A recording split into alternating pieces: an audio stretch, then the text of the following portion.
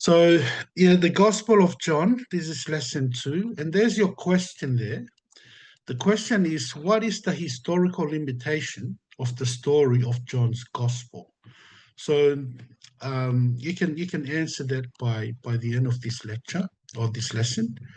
And so we begin with the historical limitation of John. So we see that historical limitation of John, we see that in John 1, verse 1, is that it begins from eternity. For Jesus, we are told the Word is the Son of God. It says, in the beginning was the Word, and the Word was with God, and the Word was God. This is the word of the Lord. Thanks be to God. So it does not begin here, it begins in eternity. So the Gospel of John begins in eternity, since Jesus is the Son of God. He was with God and he is God. And also, we can see that the Gospel of John climaxes with the resurrection of Jesus. But it looks to the end where it ends with the second coming of Jesus Christ, where everyone will rise to meet the judge. We can see that in chapter 21, verse 22. If I want him to remain until I come, Jesus answered, what is that to you? As for you, follow me. This is the word of the Lord. Thanks be to God. So we can see here that Jesus did say, until I come. So Jesus, the Gospel of John is where we see Jesus saying that he will come back, that he will come back. So it ends with the second coming of Jesus, where everyone will rise to meet the judge, which is, we see in John 5, 25 to 29. Truly I tell you, an hour is coming and is now here, when the dead will hear the voice of the Son of God, and those who hear will live. For just as the Father has life in himself, so also he has granted to the Son to have life in himself, and he has granted him the right to pass judgment, because he is the Son of Man.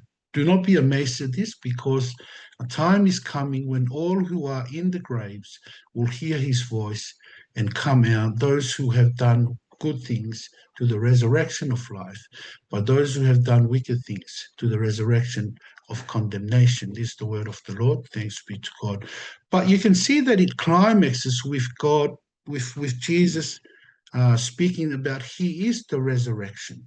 Okay, and we see that in John 11, 25 to 26, and he's speaking to Martha here. This is the resurrection of Lazarus, but he speaks of himself this way. He says,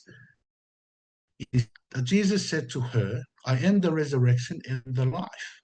The one who believes in me, even if he dies, will live. The one who lives and believes in me will never die. Do you believe this?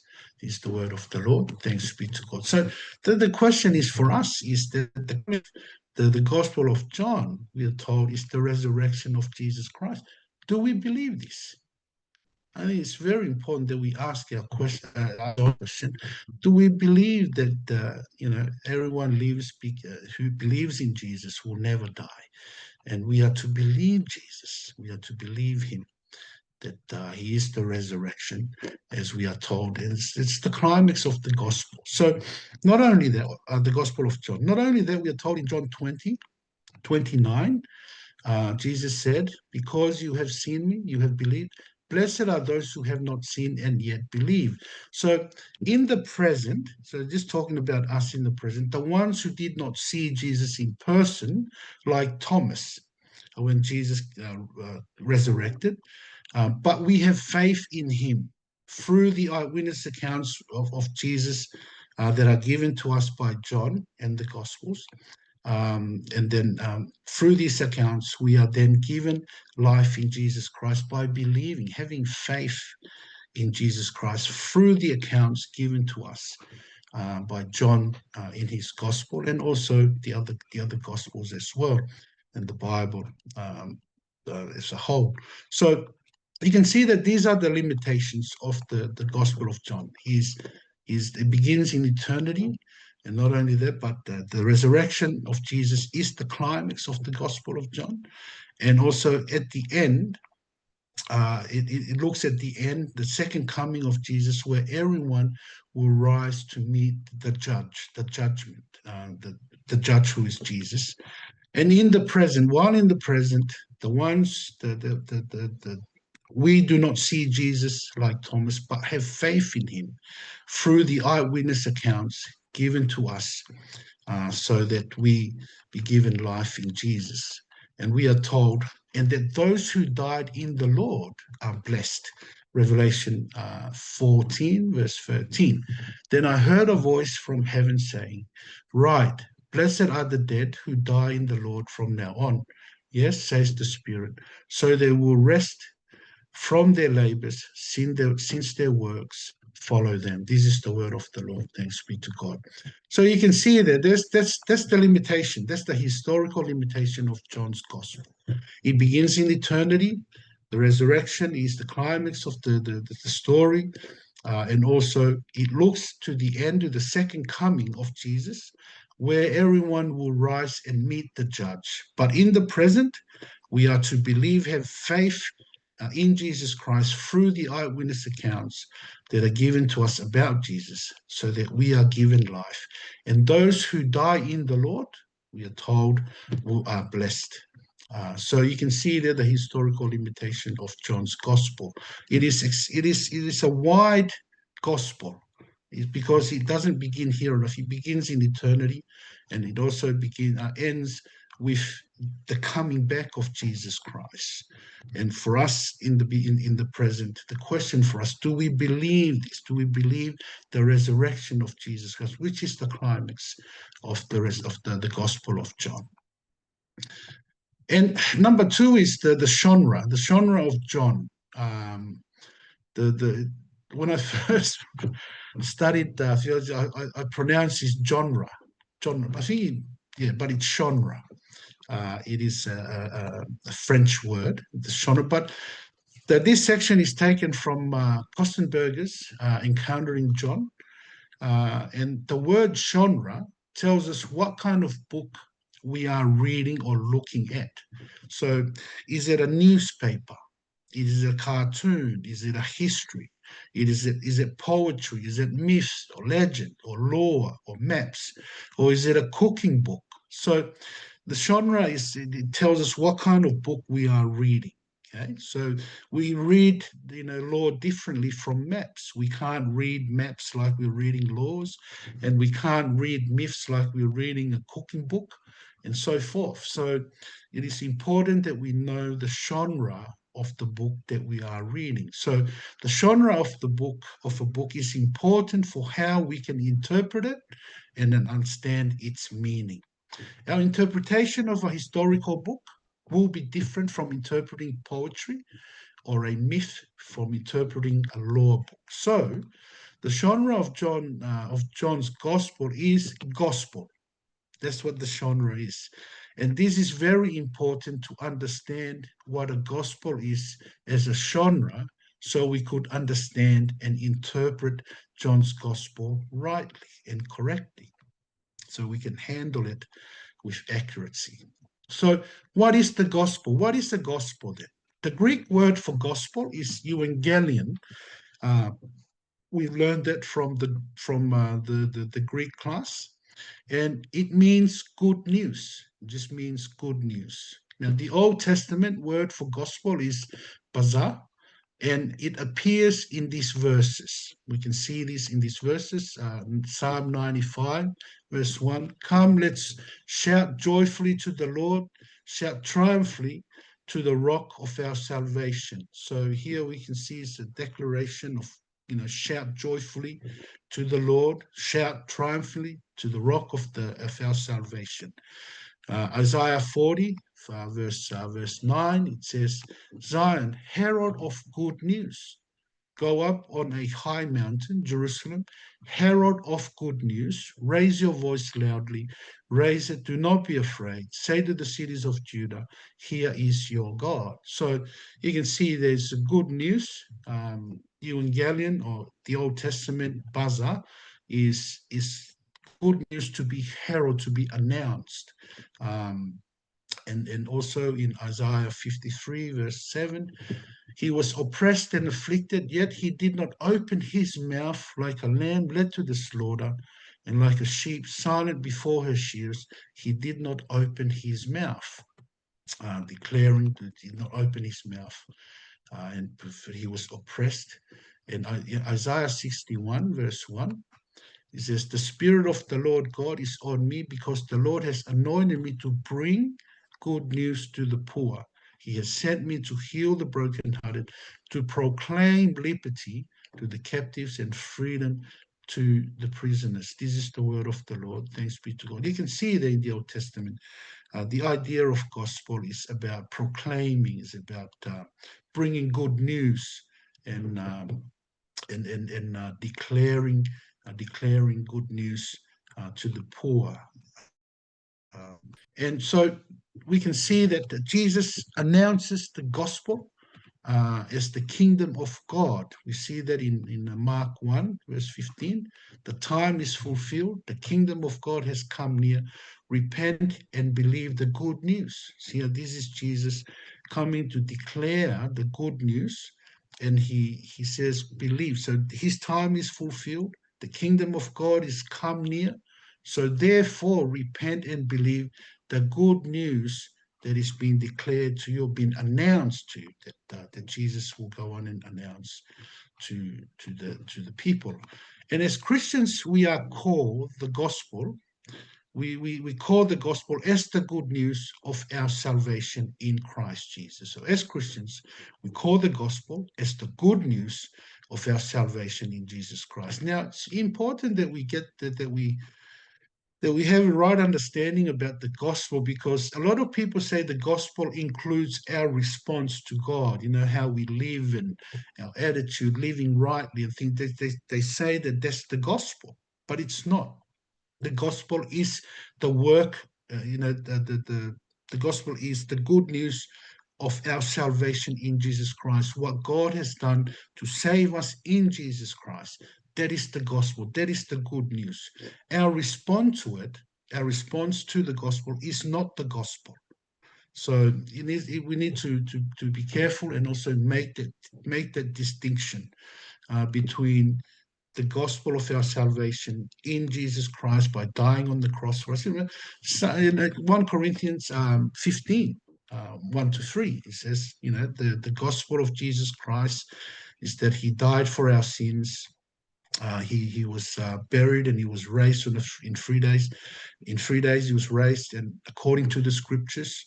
And so that's the gospel of Jesus Christ. It's not what we do on how we respond to it.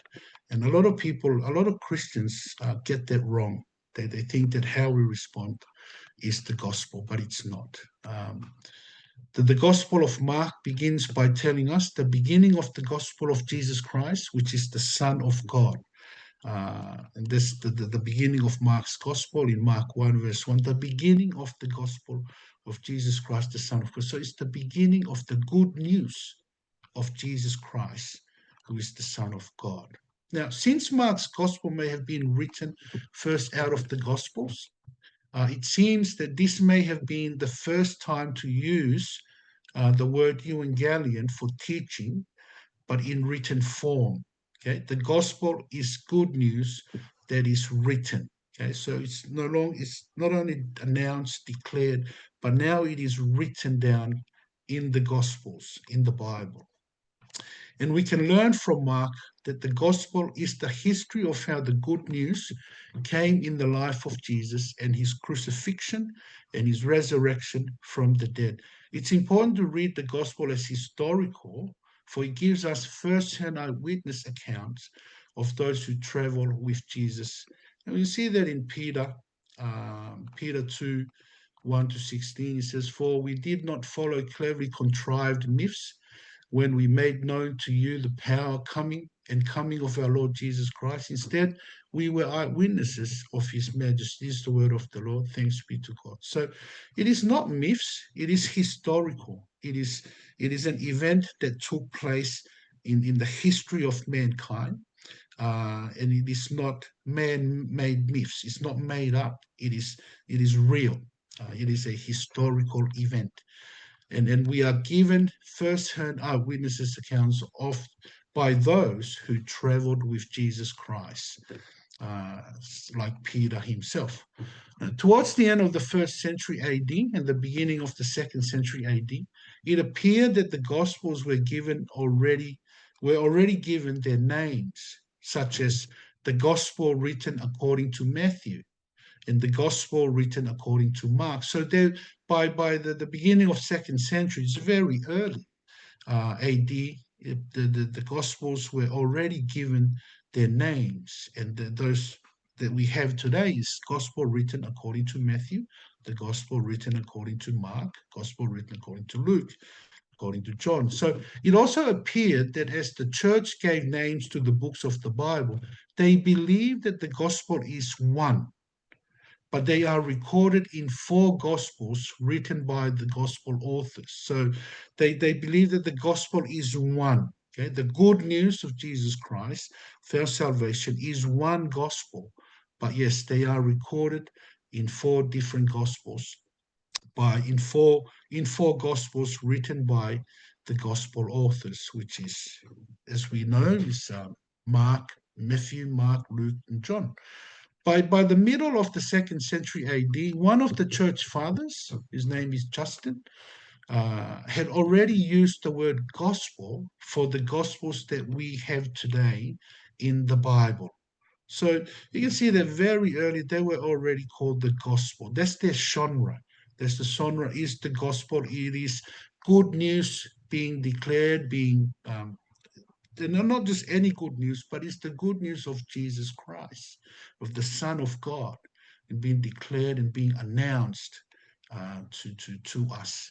And not only, and it has been written down instead of just being words being announced, it now has been written down in the four Gospels that we have. And also, we can see that in John's Gospel. Now, other genres that are the same as the Gospels. Now, the Gospels are sometimes considered as having the same genres as these books, like the Greek aratology, which is a certain kind of myths or legend regarding miracles by great heroes of the Greek and Roman gods. Some have suggested that Mark's gospel presents Jesus as a divine man who is like the heroes from the Greek and Roman myths. Okay? Not only that, the gospel is sometimes considered as having the same genre as the Jewish midrash, which is basically consists of legends that are expanded expansions of historical narratives. So some have suggested the chapters in the beginning of Matthew's are the same as the Jewish midrash. Because it expands the Old Testament narratives with the life of Jesus.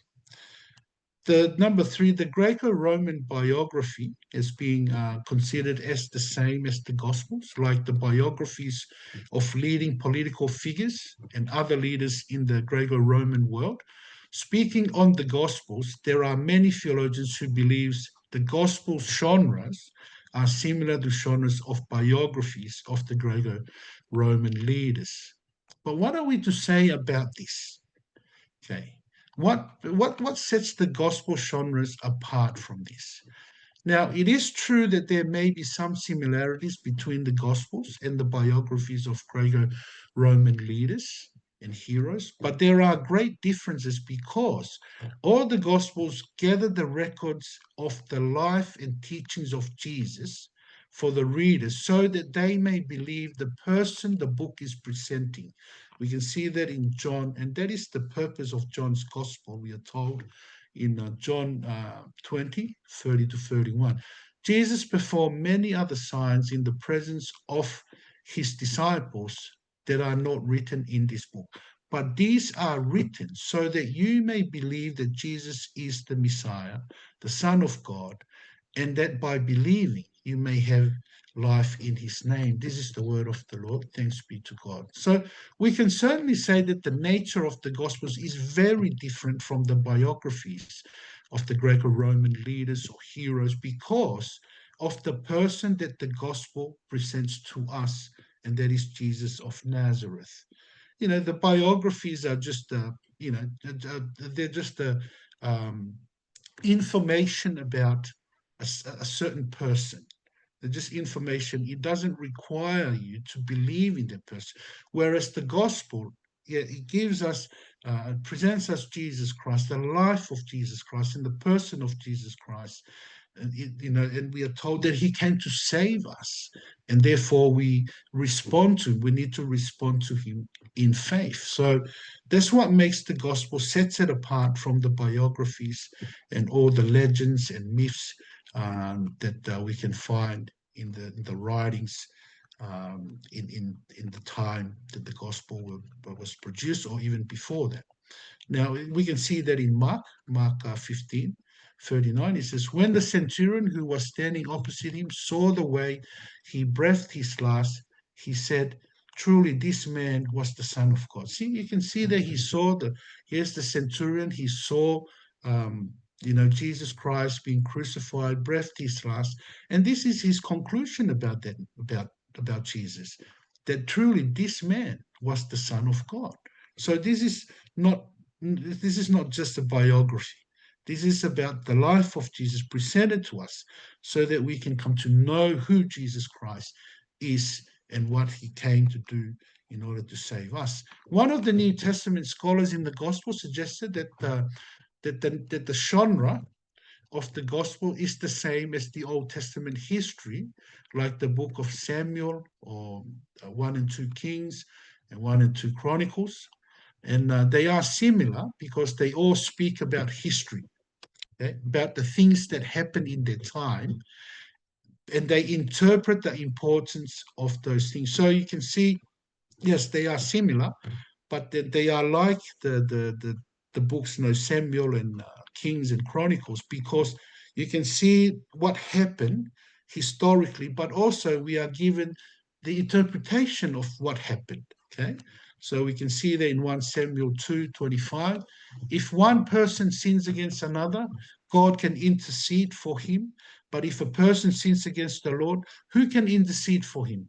But they would not listen to their father, since the Lord intended to kill them. See, we are told here what happened is that one person sins against another, God cannot intercede for him. But if a person sins against the Lord, who can intercede for him? And the reason why it says, but they would not listen to their father, since the Lord intended to kill them. So we are told the historical event, what happened, but we are also told the meaning. And also 2 Samuel 6:7, then the Lord's anger burned against Uzzah, and God struck him dead on the spot for his irreverence, and he died there next to the ark of God. So yeah, we are told what happened. God's anger burned against Uzzah, and God struck him down. And for what reason? Because of his irreverence. He did not revere God. He thinks that he can be able to help God. A human being can be able to help the mighty God of creation. He should have just left it, but he was irreverent, so he died there next to the ark of God, and he put out his hand to hold up the ark. He shouldn't have done that, because God is able to do. He's the God of the universe. He's able to do miracles, so that to show his glory and his might. Now, they are similar because they all, yeah, and then we also see there and also looking at things from God's perspective. Okay, the gospel. See, we can see here, no one in John 6:44, no one can come to me unless the Father who sends me draws him, and I will raise him up on the last days. Yeah, it is God looking from no one can come to the Father, okay, who sent, because he's the one that draws. It's the Father who draws us to God, to him, to himself. And I will raise him up on the last day. And not only that, John 8:47, the one who is from God listens to God's word. This is why you don't listen, because you are not from God. This is the word of the Lord. Thanks be to God. So from God's perspective, the ones who from God, the ones who is from God listens to God's word. And this is why we don't listen because we are not from God. So we are told something that's happening, but we are also told the meaning of it um, from God's perspective. And also John 10, verse 25, I did tell you, and you don't believe. Jesus answered them, the works that I do in my Father's name testify about me, but you don't believe because you are not of my sheep. Yeah, so why don't we believe? It's because we are not of uh, we are not of the sheep of Jesus. Um, and we also here in 12:37 to 40. Um, Even though he had performed so many signs in their presence, they did not believe in him. This was to fulfill the word of Isaiah the prophet, who said, Lord, who has believed our message, and to whom has the arm of the Lord been revealed? This is why they were unable to believe, because Isaiah also said, he has blinded their eyes and hardened their hearts, so that they would not see so that they would not see, so that they would not see with their eyes or understand with their hearts and turn, and I would heal them. This is the word of the Lord. Thanks be to God. You see that that's the reason why people are hardened in their hearts and are blind, um, because if they turn, if they're made, then God has blinded them so that they will not turn and would be healed, and that for Him to heal them. So you can see that yes, the gospel is similar to because it speaks about events that have, but it also gives us the interpretation, like the Old Testament book, like in Samuel, and also it also gives us interpretations from God's perspectives on certain events that happens, and that's what makes the gospel different from the other books and other genres. And also, we can see the Gospels are different because they speak about the life of an important man. I think that's very important because the Gospels is set apart, is different from every other you know, written works in the past. Is because they speak about the life of Jesus, so that we may come to know His importance. And we're told in John 1, verse 1, we can see that yes, Jesus is important because he in the beginning was the Word. He was at the beginning, and the Word was with God. He was with God, and the Word was God. He is God.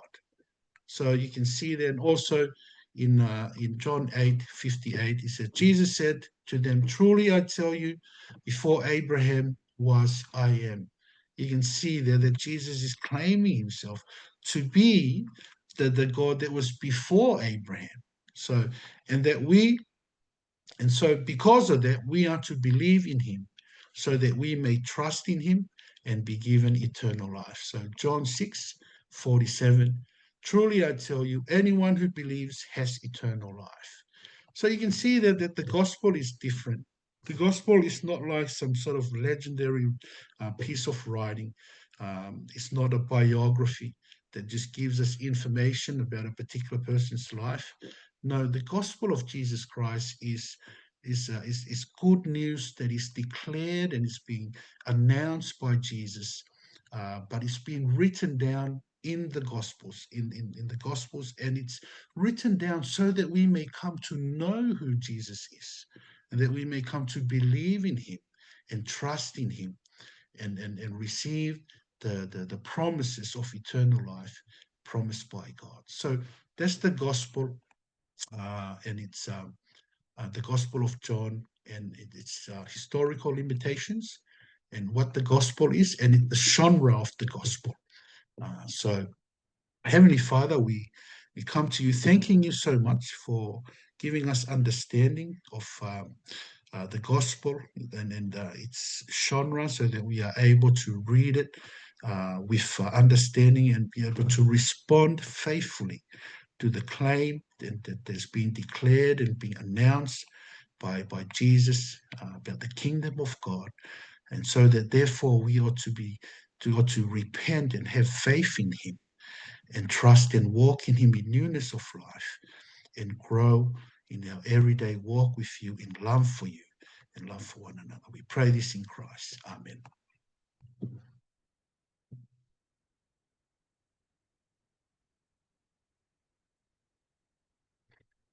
So, yeah, so the question, the question is, what is the historical limitation of the story of John's Gospel? He said that the limitation of John's Gospel, we can see that it begins where? It begins in eternity.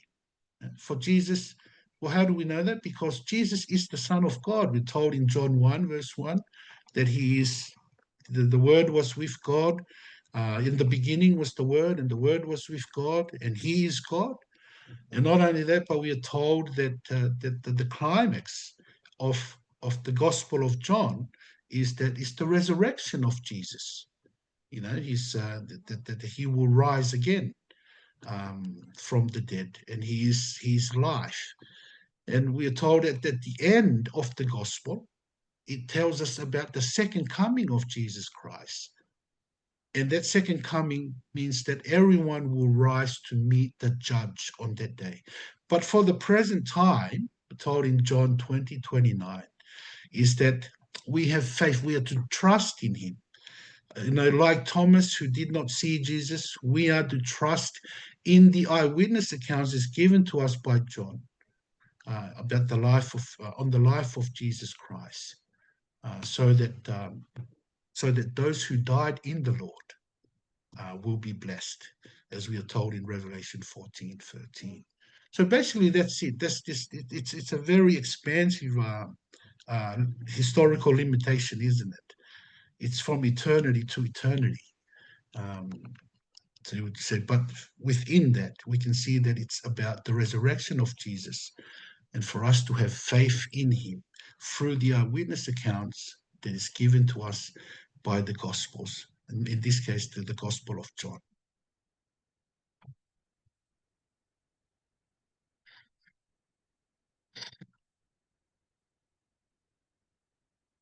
Any questions while we still have Mafia as well?